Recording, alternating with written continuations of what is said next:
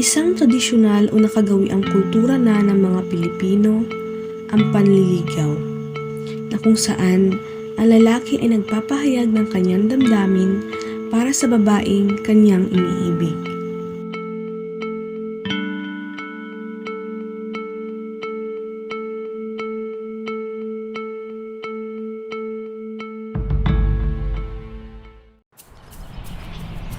Oy, Bes, kamusta ka na? Eto, okay lang naman.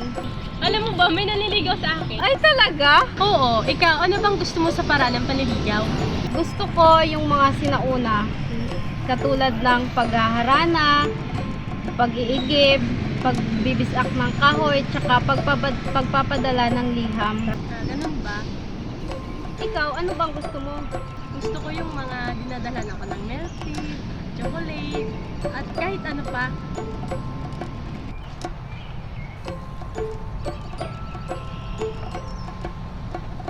Bes, ano ba yung iniisip ko?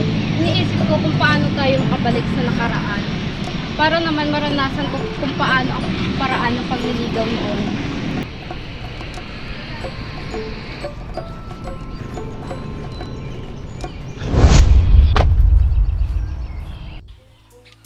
Ala, nasang panahon tayo ngayon? Tao po! Tao po! Mga ining, ano yung kailangan? Do, ano po ang kapanahonang ito? Ay, andito kayo sa panahon ni RP. Kalahali kayo, pumasok kayo.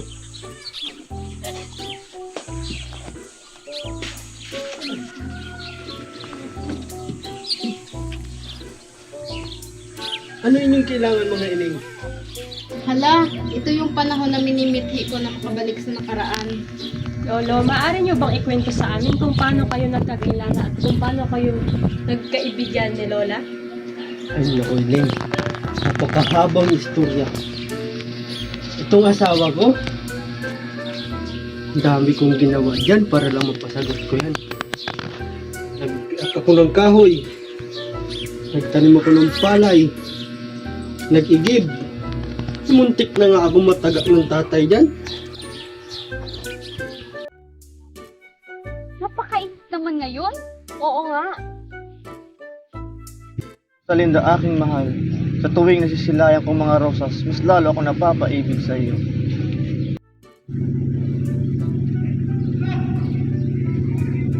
Kasi, Uy, nandito ka na pala. mukhang matagal mo nang sinisilayan ng aking pinsan ah. Nasa tamang edad naman na kayo, bakit hindi mo kaya siya ligawan? Nawalan kasi ako ng lakas ng loob. Akong bahala sa'yo, papakilala ko siya sa'yo. Tara! Sige. Tignan mo nga yung pagmumuka, ayusin mo muna yung sarili mo. Ayusin mo buhok mo, pre. Yan, ganyan. Okay na ba? Okay na, okay na, okay na. Tara, tara. Magandang araw mga binibini, magandang araw Rosalinda. Magandang araw din sa iyo, Mario. Nais ko ipakilala sa inyo ang aking magiting na kaibigan, si Jose. Ikinararangal ko makilala ka, Rosalinda. Kinagagalak din kita makilala, Jose. Halika na, Rosalinda. Baka hinahanap tayo ng iyong ama. Paumanhin mga Ginoo, ngunit kailangan na namin umalis. Ikinagagalak namin kayong makilala. Halina Mario. Ako'y nanghihinayang, Jose.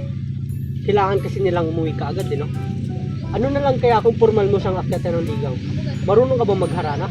Oo naman. Kung hindi mo na itatanong, magaling ako mag-gitara. Talaga ba? Oo. Eh, ano kaya ang magandang ialin na kanta para sa magandang dalaga? Yung kantang ano?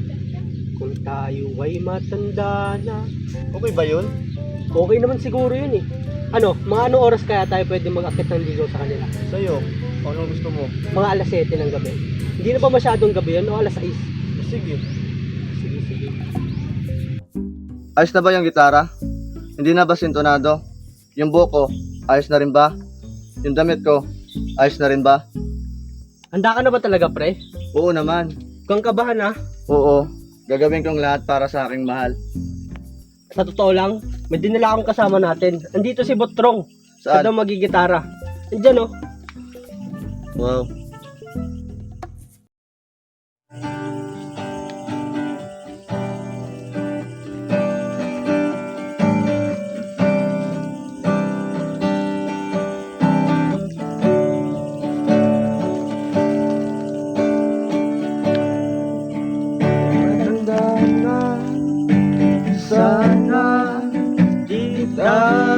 magbago. Kailanman, nasaan man, ito ang pangarap ko. Nakuha mo pa kaya ako'y yakan at yakapin.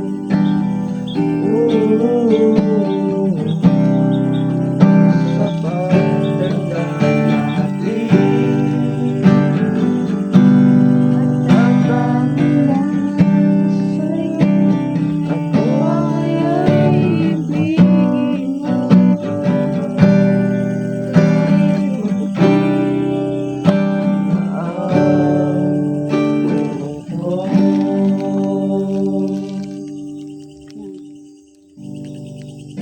Rosalinda! Sino ba yan? Anong ginagawa mo dyan? Pumasok ka dito sa loob. Sandali, Nay! Ang gabi, Mang Estong. Magandang gabi rin sa iyo, Rosalinda. Para nga sa iyo. Maraming salamat, Jose. Magandang gabi rin sa iyo. Anong kaguluhan yan? Is oras na ng gabi. Ano bang pakay nyo? Gusto ko po sanang formal na hingi ng iyong permiso na ligawan ng iyong anak na si Rosalinda. Patunayan mo muna sa akin ng iyong sarili, Ginoo. Oo, Mang Estong. Gagawin ko po ang lahat para mapatunayan ko lang ang sarili ko sa inyo. O siya, sige, Otoy. Patunayan mo yung iyong sarili bukas. Kailangan bago tumilaok ang aking 3 manok, ay narito ka na. Mauna na po kami, Mang Estong, Aling Rose. Maraming salamat po. Oh, Rosalinda, alis na yung mga bisita mo. Magpaalam ka na sa kanila. Maraming salamat sa iyong pabulaklak, Jose. Mag-iingat kayo. Sana napasaya kita ngayong gabi, Binibini. Mauna na kami. Hanggang sa muli natin pagkikita. Paalam na.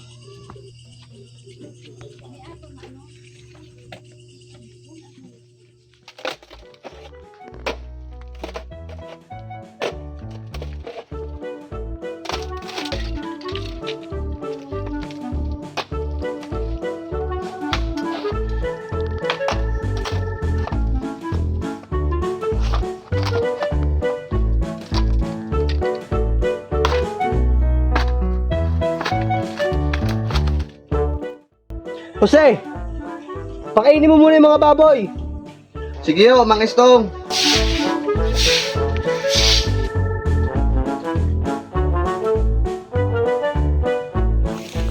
Mahal, parang mahihirapan na ata ang maniligaw ni Rosalinda.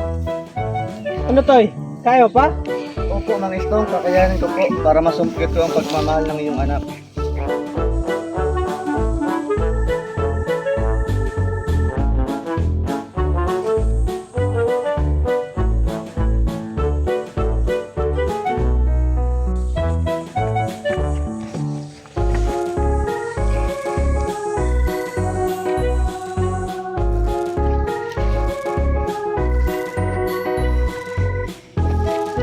O Jose, uminom ka muna ng tubig.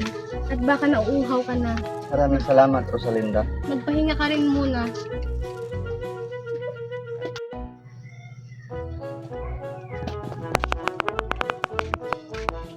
Magandang araw sa inyo. Jose, may sasabihin ako sa'yo. Ano po yun? Pagdesisyonan ko na, napayagan na kitang ligawan ng aking anak. Basta't siguraduhin mong sincero ka sa iyong ginagawa. Maraming salamat po, Mang Estong.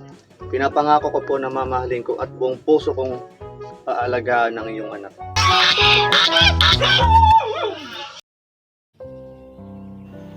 Sa paglipas ng panahon, nakita natin ang malaking pagbabago sa paraan ng panliligaw sa Pilipinas.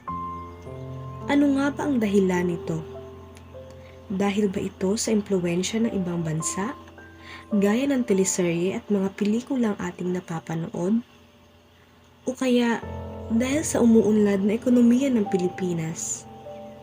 O baka naman dahil moderno na lahat ng nasa paligid natin? Hula!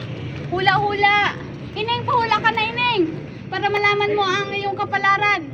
At malaman mo kung sino ang... May nagpapahula doon. Gusto mo magpahula tayo? Sige, subukan natin. Sige. Po ba kami magpahula? Ay, Ineng, upo ka. Upo kayo. Maaari ko bang malaman kung ano ang aking magiging kapalaran? Oo naman, Ineng. Tignan natin sa aking mga mata kung ano ang iyong maging kapalaran. Akin na ang iyong mga kamay at tignan mo.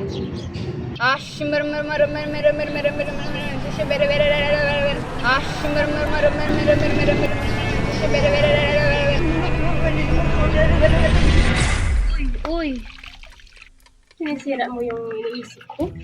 ano ba kasi yun? Iniisip ko lang kung ano ba sa pakiramdam yung nililigawan.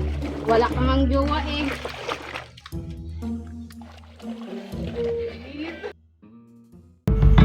Noon man o ngayon, hindi pa rin nawawala ang konsepto ng panliligaw.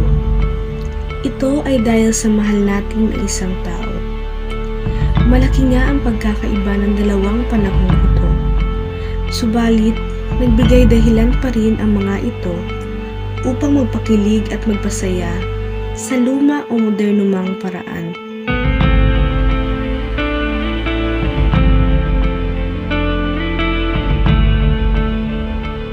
Sa guys, dito kami ngayon sa Freedom. Ay, hindi, sa Rizal. Kasama natin si Tito Ivan, Tito Ivan. Dr. Papa. Ngayon tayo ay magpapasyal-pasyal dito sa Rizal.